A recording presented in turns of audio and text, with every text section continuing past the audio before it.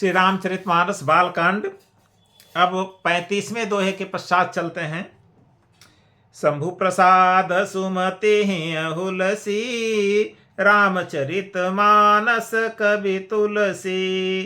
करई मनोहर मति अनुहारी, सुजन सुचित सुनिले हूँ सुधारी। सुमति भूमि थल हृदय अगाधु, वेद पुराण उदधि घन साधु।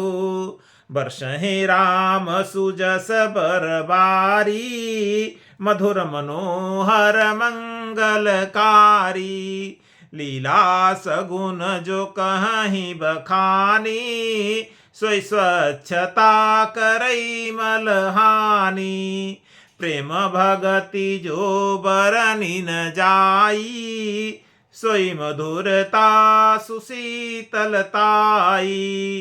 सुजल सुकृत सालिहित होई, राम भगत जन जीवन सोई। मेधा महिगत सो जल पावन, सकिल श्रवण मग चले सुहावन।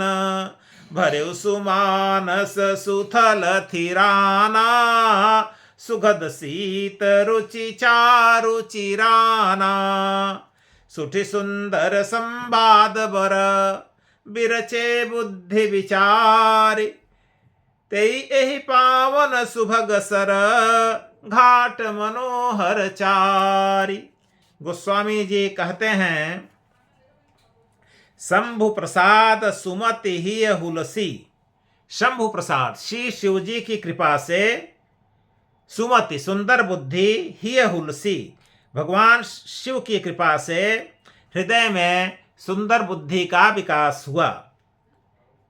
रामचरितमानस कवि तुलसी, और उसी सुंदर बुद्धि के कारण तुलसीदास रामचरितमानस के कवि हुए। करई मनोहर मति अनुहारी, वह तुलसीदास करई मनोहर मति अनुहारी, अपनी बुद्धि के अनुसार इस कथा को मनोहर ही बनाएगा, मन को हर्षित करने वाला ही बनाएगा। सुजन सुचित सुनि लेहु सुधारी। हे सज्जनों, सुजन हे सज्जनों, सुचित अपने सुंदर चित्त से, सुनि माने सुनकर, अपने सुंदर चित्त से इसको सुनकर लेहु सुधारी। अगर इसमें कोई कमी लगे तो उसे सुधार लेना। मतलब स्वतः कह रहे हैं कि कमी हो सकती है, लेकिन सज्जन लोग अपने सुंदर चित्त से इसे सुनेंगे और कोई कमी होगा तो इसे सुधार लेंगे। आगे रूपक देते हैं, और यह कड़ी, यह जो आज का वीडियो है, इसमें रूपक की भरमार है। सुमति भूमि कहते हैं, सुंदर बुद्धि, सुंदर सात्विक बुद्धि भूमि है। थल हृदय अगाधु, और हृदय क्या है? अगाधु, थल गहरा स्थान है। सुंदर बुद्धि भूमि है और हृदय गहरा स्थान है। वेद पुराण उदधि, वेद पुराण क्या है? उदधि माने समुद्र है। और घन साधु, और साधु संत क्या है? घन है, मेघ हैं। बरसहि राम सुजस बरबारी, और वे साधु रूपी जो मेघ हैं, वे राम के सुंदर यश, राम के सुंदर यश रूपी, राम के सुयश रूपी मधुर, मनोहर और मंगलकारी जल की वर्षा करते हैं। लीला सगुन जो कहीं बखानी, और इसमें संतगण जो सगुण लीला का बखान करते हैं, राम के सगुण रूप का जो वर्णन करते हैं।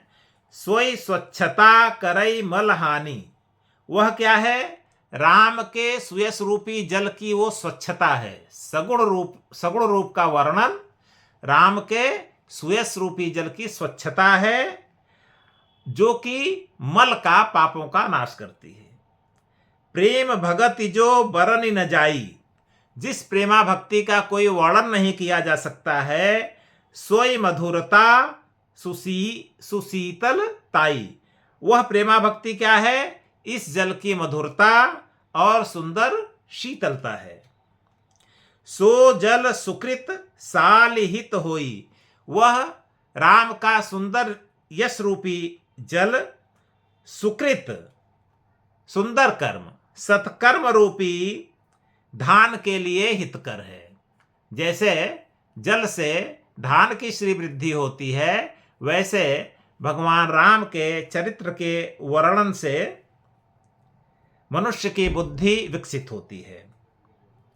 सो जल सुकृत सालिहित होई, राम भगत जन जीवन सोई। और वह श्री राम के यश रूपी जल राम के भक्तों का तो जीवन ही है, प्राण ही है। मेधा मेधा महिगत सो जल पावन। मेधा रूपी मही, मेधा मतलब बुद्धि, बुद्धि रूपी धरती पर वह पवित्र जल गिरा। बुद्धि रूपी धरती पर वह पवित्र जल गिरा और सकिल श्रवण मग चलेउ सुहावन। सकिल मतलब सिमट कर, एकत्रित होकर, श्रवण मग कान के मार्ग से चलकर, कान के श्रवण मग चलो सुहावन, सुहावने कान के मार्ग से वो चला और कहां पहुंचा? भरेउ सुमानस, सुथल थिराना, भरेउ सुमानस, सुमानस। और मानस मतलब हृदय रूपी श्रेष्ठ स्थान में। सुमानस सुथल, हृदय रूपी श्रेष्ठ स्थान में भर गया और वहीं जाकर थिराना मतलब स्थिर हो गया। सुखद शीत रुचि चारु चिराना, चिराना मतलब चिरकाल तक स्थिर रहकर, बहुत पुराना होकर वह क्या हो गया? चारु माने सुंदर हो गया वह जल, रुचिकर हो गया, शीतल हो गया और सुखदायी हो गया। सुठी सुंदर संवाद बर बिरचे बुद्धि विचार। तो कहते हैं इस श्री रामचरितमानस में अपनी बुद्धि से विचार कर तेई एहि पावन सुभग सर घाट मनोहर चारि। चार अत्यंत सुंदर, सुभग अत्यंत सुंदर और उत्तम संवाद वाले, अत्यंत सुंदर और उत्तम, ते ही यही पावन सुभग सर, सर मतलब सरोवर, इस सुंदर सरोवर के घाट मनोहर चार, चार मनोहर घाट हैं। यह सुंदर सरोवर बहुत पवित्र है। तो इस कथा में बुद्धि से विचार कर चार अत्यंत सुंदर और उत्तम संवाद हमने रचा है, और वही चार मनोहर और उत्तम संवाद इस सरोवर के चार मनोहर घाट हैं। वे चार उत्तम संवाद कौन हैं?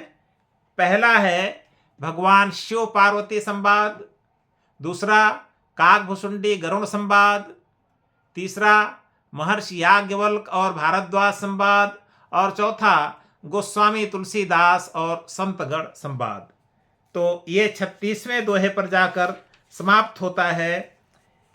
इस प्रकरण का मूल मतलब यह था कि बुद्धि जो है वो जमीन है, बुद्धि जो है पृथ्वी है, और हृदय जो है वो गहरा स्थान है। वेद पुराण क्या है? वेद पुराण समुद्र हैं, और साधु महात्मा लोग बादल के समान हैं। तो जैसे बादल से पानी जब गिरता है तो वह पानी धरती पर आता है, फिर धरती के अत्यंत गहरे स्थान में जाकर रुक जाता है। वो बहुत पुराना होने पर वो पानी बहुत ही शीतल, बहुत ही सुंदर हो जाता है, बहुत ही गुणकारी हो जाता है, और वही पानी बहकर समुद्र में चला जाता है।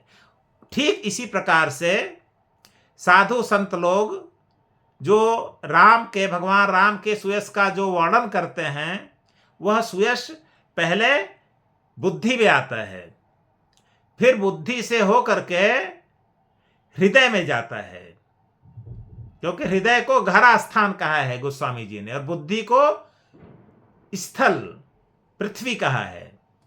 तो वह राम की सुंदर कथा पहले बुद्धि में आती है, बुद्धि से हृदय में जाती है, हृदय में बहुत समय तक जब वो रुक जाती है, स्थिर हो जाती है, तो वह बहुत ही सुंदर, शीतल और मनोहर हो जाती है। इसीलिए बहुत काल तक जो लोग साधु संत लोग राम कथा का वर्णन करते हैं और जो श्रोता लोग उसको सुनते हैं, तो उन श्रोताओं के हृदय में जाकर वह राम कथा ऐसे स्थिर हो जाती है कि जब वो श्रोता लोग किसी को राम कथा का वर्णन करते हैं, अपनी बात कहते हैं, तो बहुत अच्छी लगती है। एक बात। और दूसरी बात, जैसे बादल से पानी जो गिरता है वही पानी जाकर समुद्र में भर जाता है, तो यहाँ पर साधु संत लोग जो राम कथा का वर्णन करते हैं, यह राम कथा एक प्रकार से वेद पुराणों में जाकर के स्थिर हो जाती है। तो वेद पुराण का भी एक प्रकार से श्री वृद्धि होती रहती है।